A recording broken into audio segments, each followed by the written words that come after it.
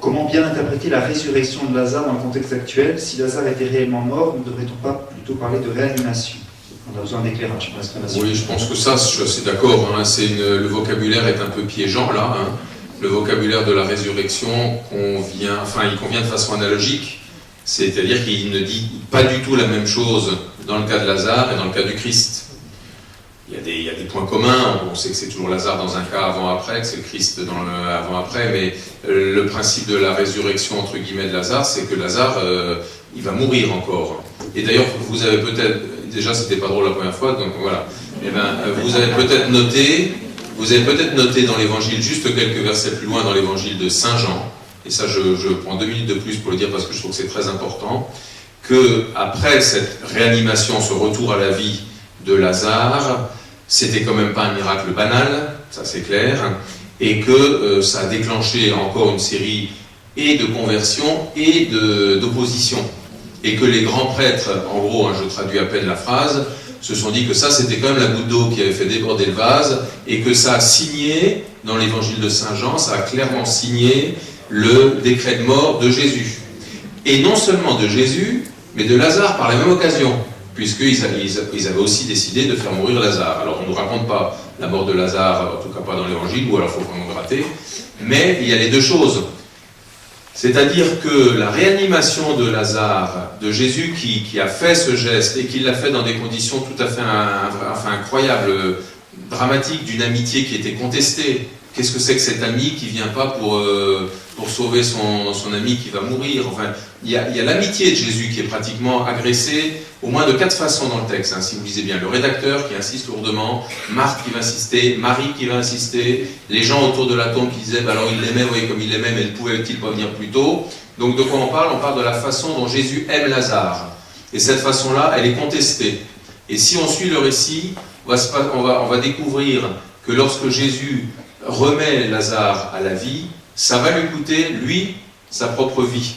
C'est-à-dire qu'il est en train de nous montrer, enfin je résume, mais je suis sûr que vous serez perceptible, il est en train de nous montrer comment s'applique cette phrase que Saint Jean nous rapporte et puis que nous connaissons bien, il n'y a pas de plus grand amour que de donner sa vie pour ceux qu'on aime. C'est exactement ce que Jésus fait avec la réanimation de Lazare. Il va donner sa vie, qui va être à ce moment-là déclarée mis à mort, pour celui qu'il aime, pour ce Lazare, et il faut aller un peu plus loin, parce que ce Lazare-là va devenir véritablement ce qu'il était déjà. Il était déjà un ami de Jésus, il était déjà un disciple, mais ce fait même d'être disciple va le conduire lui aussi, Lazare, à devenir en quelque sorte semblable à son maître, c'est-à-dire lui aussi à se faire persécuter et mettre à mort en cause de sa fidélité et de sa proximité avec Jésus. Donc vous avez une espèce de double relation entre Jésus et Lazare, mais qui tout d'un coup passe au cran d'au-dessus, c'est-à-dire que cette amitié que les gens contestaient découvre son vrai visage. C'est un amour qui donne sa vie pour son ami, et c'est un ami qui devient fidèle jusqu'à suivre son maître sur ce chemin-là. Et je trouve que c'est quand même très éclairant aussi pour tout ce passage. C'est une hypothèse, c'est une interprétation, c'est absolument. Mais un petit peu fondée dans les textes quand même, au moins pour la part que j'en ai dite. Merci. Au sujet d'un passage du Credo, je crois à la résurrection de la chair, mais de quelle chair? Alors ça, c'est pour le topo d'après. Faut bien quand même. Hein. Dans le cadre de l'accompagnement des familles en deuil, la question suivante est souvent posée: qui est appelé à être sauvé? C'est-à-dire à vivre la joie de Dieu éternellement. Ah bah ça c'est facile, hein. Ça tient en 4 lettres, vous pouvez tous y aller. Voilà, tous. Donc, mais peut-être qu'avec je ne veux pas prendre la question par le mode de la dérision, hein, mais moi pour ce que j'entends, c'est que en tout cas la réponse c'est celle-là, c'est que tous les hommes sont appelés à être sauvés. Alors désolé pour la personne qui attendait peut-être une autre réponse, mais elle viendra me le dire tout à l'heure, je comprendrai mieux. Mais voilà, en première lecture, je dis ça. Là aussi, c'est plus peut-être des expressions à écouter que des réponses à donner. Si le Christ n'est pas ressuscité, notre foi est sans valeur. Pourquoi l'Église nous présente toujours le Christ en croix et non pas le Christ victorieux sortant du tombeau? C'est une bonne question. C'est une bonne question. Elle appelle sûrement plusieurs réponses. D'abord, elle appelle une réponse historique quant à la représentation de la croix qui ne s'est pas faite, si j'ose dire là aussi, sans douleur. et qui ne s'est pas faite dans les premiers siècles de l'Église, qui s'est faite je crois que l'attestation la plus ancienne qu'on en ait, ça doit être du côté du IVe siècle, c'est-à-dire qu'elle s'est faite à un moment où malgré tout, le supplice de la croix commençait à ce moment-là, sous cette forme-là, à ne plus être le déshonneur total qu'il a toujours été et pour lequel il était fait. Je dis malgré tout encore un peu en tremblant, parce que j'apprends, comme vous, de temps en temps, par Internet ou ailleurs, qu'on continue à crucifier des gens, y compris des chrétiens. Bon. Mais disons que c'est pas avec le côté systématique et impérial des choses que c'était. Donc la représentation de la croix, ça c'est une partie de la réponse, n'a pas été dès l'abord la façon par laquelle on représentait le Christ. Alors si vous allez dans les catacombes, si vous allez dans des décorations des tout premiers siècles, parce que ça c'est éloquent aussi, puis en plus ça touche notre sujet, la façon la plus constante qu'on avait de le représenter, c'était sous forme du bon pasteur. Ça c'est une représentation christologique du Christ qui a l'agneau sur ses épaules et qui vient et qu'on applique directement à celui dont le corps est dans le sarcophage à cet endroit-là, en comprenant bien que c'est lui la brebis que le Seigneur vient chercher, la mettre sur ses épaules et la ramener avec lui. Il y a une représentation parlante. Alors, autre aspect de la question, c'est que la résurrection de soi, je ne sais plus comment était tournée la question, mais est irreprésentable. La résurrection est irreprésentable. Je n'ai pas trop développé parce que ce n'était pas le lieu, mais vous imaginez bien que c'est un événement qui est certes historique dans la mesure où il a rejoint la communauté dans son histoire, il a rejoint les apôtres, il s'est manifesté, etc., mais qui est transhistorique, bien évidemment, puisque c'est le monde de l'éternité de Dieu qui vient rejoindre et qui vient ressusciter Dieu lui-même. Donc on n'est pas dans l'ordre de la représentation, et il n'y a rien à représenter de la résurrection. Donc voilà aussi pourquoi il n'y a pas de représentation de la résurrection. Ce qu'on représente dans les icônes ou des choses comme ça, c'est justement le Christ victorieux qui, par exemple, descend dans le séjour des morts pour venir chercher tout le monde. Mais c'est pas l'instant T d'une résurrection, ça n'existe pas comme représentation. Et puis je crois que j'ai envie de rajouter une troisième chose, c'est que le Christ nous sauve par la façon qu'il a eue de porter la croix, de se conduire jusqu'à la mort, par un amour absolument parfait pour son Père et pour chacun de nous, et que ce geste-là est un geste de salut. On le dit souvent, mort pour nos péchés ou mort pour notre salut, il est mort pour notre salut, donc la croix elle-même est déjà grosse, on pourrait dire, de la résurrection. La croix, c'est la croix de celui qui est parfaitement saint et qui accomplit parfaitement le dessein du Père. Donc c'est un lieu où nous-mêmes, nous ne voyons plus l'infamie de la mort, mais où nous pouvons croire, nous sommes poussés à croire à la vie qu'il a emportée de toute façon, de toutes les façons. Des choses comme ça, je dirais. Au sujet de la venue du Christ, Jean-Paul II faisait souvent référence à cette nouvelle civilisation de l'amour. Est-ce en rapport avec l'approche venue du Christ? Oui et non.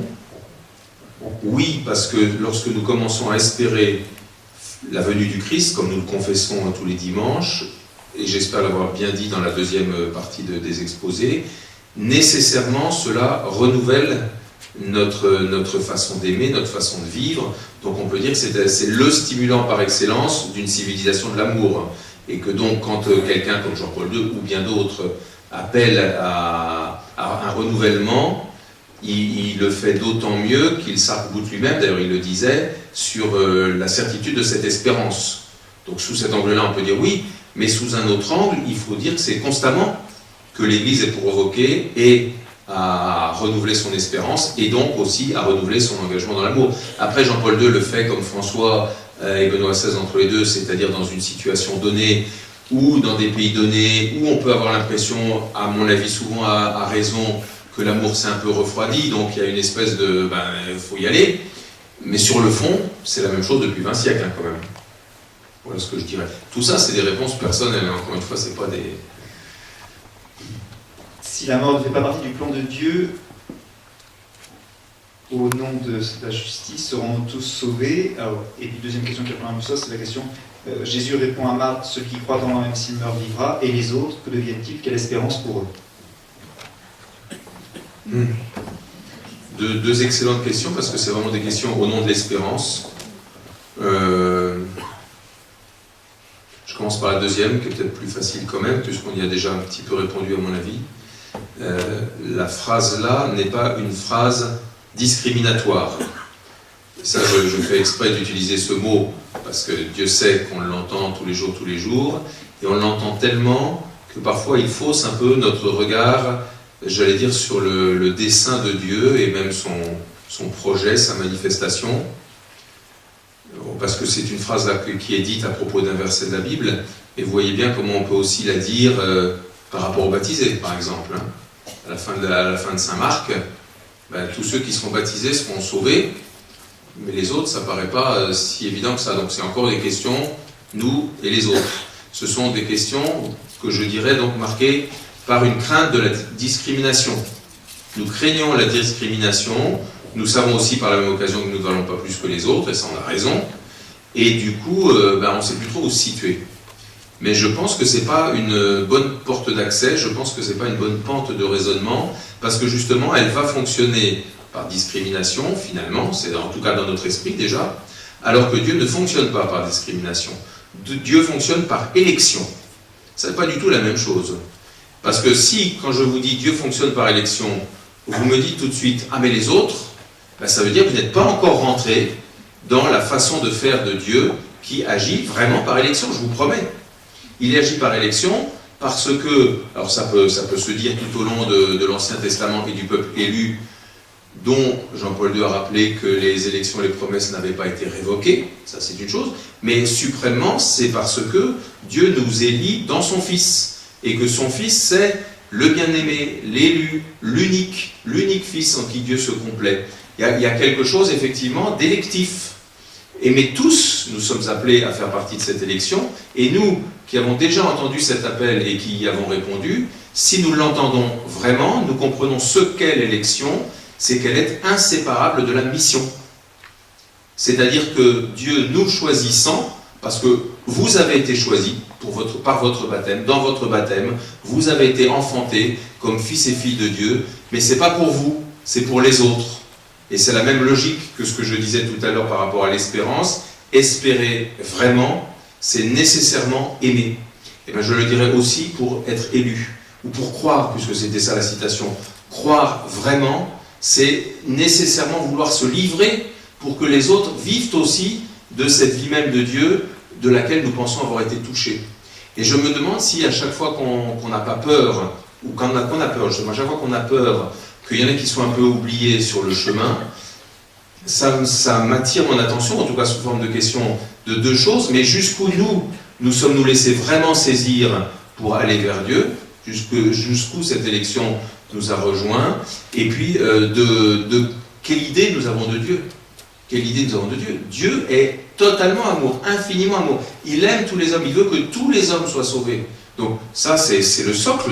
C'est le socle sur lequel on doit tous s'appuyer. Mais comment fait-il pour que tous les hommes soient sauvés? Il envoie son Fils.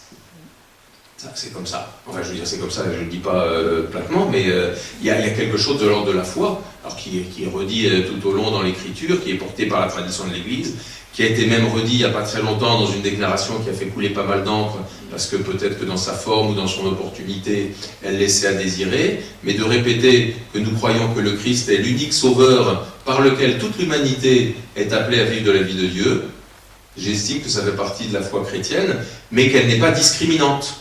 Elle est au contraire missionnante, si vous voulez.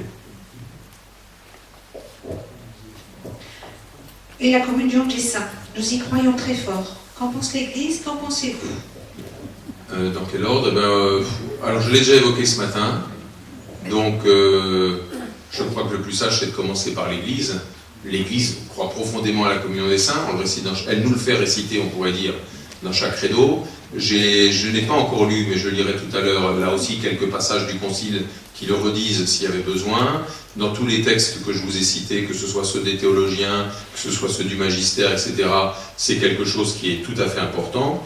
Donc, soyez rassurés ou confortés plutôt même, dans votre foi en la communion des saints. Il faut quand même qu'on précise peut-être encore un tout petit peu de quoi il s'agit, mais je l'ai dit un peu tout à l'heure quand on a répondu à la question sur le lien avec les morts. Je l'ai dit. C'est-à-dire que c'est quelque chose qui s'enracine là aussi dans le Christ ressuscité. c'est une question un petit peu, enfin je la pose, voilà. Est-ce que la foi précède la croyance au Christ ressuscité, ou est-ce le Christ ressuscité qui entraîne la foi? Je ne sais pas exactement ce qu'il y a derrière la question, mais je pense qu'il peut y avoir des choses. Peut-être une simultanéité, c'est-à-dire le mot foi, alors là c'est aussi un mot qu'on peut mettre à toutes les sauces, hein, c'est un mot piégé. Il y avait le mot croyance avec, qui est un peu moins joli, mais enfin qui est exactement la même racine quand même. Hein. Alors généralement, le mot croyance, on l'utilise pour un contenu plus limité, disons, une croyance ou peut-être même plus discutable. Mais le mot foi qui est beau, qui a ses lettres de noblesse, qu'est-ce qu'on met derrière? Là aussi, ça peut être l'occasion d'un petit éclaircissement. La chose par laquelle il ne faudrait pas commencer, je crois, c'est de mettre derrière une espèce de force de conviction. Vous savez, comme quand on dit quelqu'un il a une foi à déplacer les montagnes, alors c'est sympa parce que c'est une phrase d'évangile, mais on est en train de dire par là que c'est quelqu'un de très convaincu. Tant mieux si c'est quelqu'un de convaincu, mais enfin vous voyez comme moi qu'on peut être convaincu de tas de choses plus ou moins heureuses. On peut être convaincu d'une forme de fanatisme violent, tout à fait convaincant, etc., et qui n'aura rien à voir avec la foi. Donc c'est peut-être pas par là qu'il faut commencer. Moi je commencerai plutôt, pour examiner ce qu'est une foi et son lien avec le Christ ressuscité, je commencerai plutôt par une double perspective, celle du contenu, mais pas du contenu cérébral, du contenu divin, j'allais dire, de notre foi. Quel Dieu croyons-nous ? Quand je dis par exemple que Dieu est amour, on peut vraiment considérer que c'est une déclaration de foi qui n'est pas déraisonnable, qui est partagée par beaucoup d'autres gens et pas seulement des chrétiens. Enfin, c'est quand même dire quelque chose, et inséparablement, donc les deux perspectives, c'est le contenu divin de ce qu'on croit, et donc inséparablement une révélation ou un accueil de révélation sur qui est celui en qui je mets ma foi.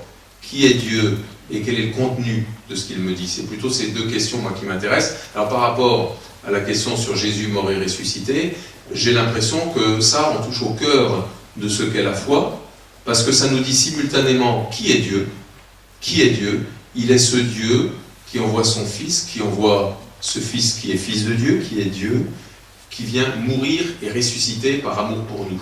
Alors, si vous voulez tracer une carte d'identité, un portrait de quelqu'un, là vous avez, en ce qui concerne Dieu, je trouve, ce qui va au cœur de la révélation. Dieu est amour, et comme le dit saint Paul aussi, hein, la preuve, mais pas scientifique, hein, la preuve que Dieu nous aime, c'est qu'il nous a envoyé son Fils pour nous sauver. Là, on a quelque chose qui engage la foi, et donc en même temps que l'identité de la personne, on a ce qu'elle réalise, la mission, ce que le Christ fait, qui est objet de notre foi. Donc c'est un peu inséparable. Je trouve que le sommet de la foi, c'est de dire effectivement, par exemple, je crois au Christ mort et ressuscité, il est le Seigneur. Là, on touche un peu un noyau dur, je trouve, de la foi chrétienne, et qui est un acte de foi. Ça n'est pas une démonstration, ça n'est pas une preuve scientifique, c'est l'adhésion libre de ma personne à cette personne qui me dit à la fois qui elle est, qui est Dieu et ce qu'il fait pour moi. C'est déjà pas mal.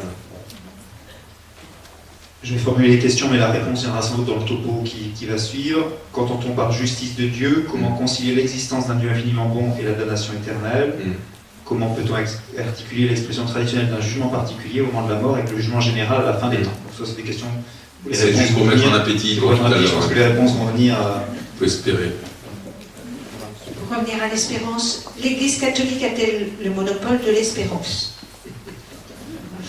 Ça c'est une bonne question aussi, puis elle est plaisante, puis elle rappelle des souvenirs des débats télévisés et tout, hein. C'était en 74, hein, si je me rappelle bien.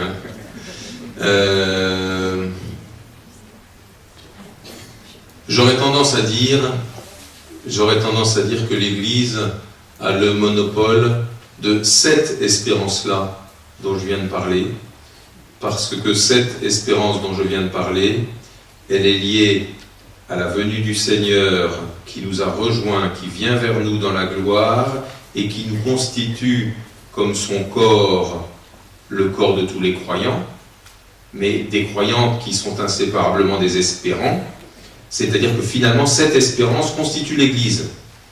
Donc si cette espérance-là constitue l'Église, effectivement on peut dire que c'est non seulement son monopole, mais là encore c'est sa carte d'identité. Donc j'aurais tendance, sous cet angle-là, à répondre oui.